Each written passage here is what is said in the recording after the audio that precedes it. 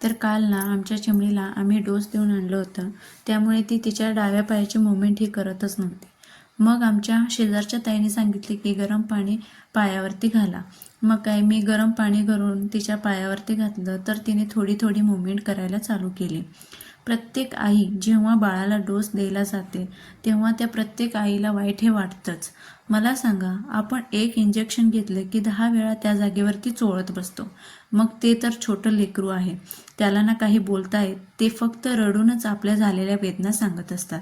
पण काय करायचं, आपण पण त्यांच्या चांगल्यासाठीच करतोय.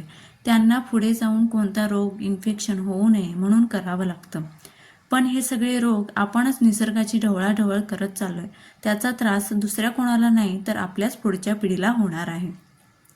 तर माझ्या पिऊला डोस दिल्यामुळे रात्री थोड्या वेळ ताप आला होता, जास्त काही नव्हतं. आणि आज ती मस्त खेळत होती. तिला खेळवत खेळवत कपड्यांच्या घड्या घालून घेतल्या. मग काय ती थोडी वेळ झोपली आणि झोपली आहे तोपर्यंत लगेच फ्रेश होऊन घेतला आणि चहा बनवायला घेतला. मी साखरेचा चहा पित नाही, गुळाचा चहा पिते. आधी मी साखरेचाच पित होते, पण प्रेग्नेन्सीमध्ये माझं वजन खूप वाढलं म्हणून साखरेचा चहा बंद केला आहे. तर मी माझा चहा TV बघत बघत एन्जॉय केला. तर हा माझा फर्स्ट व्लॉग आहे. कसा वाटला कमेंटमध्ये नक्की सांगा.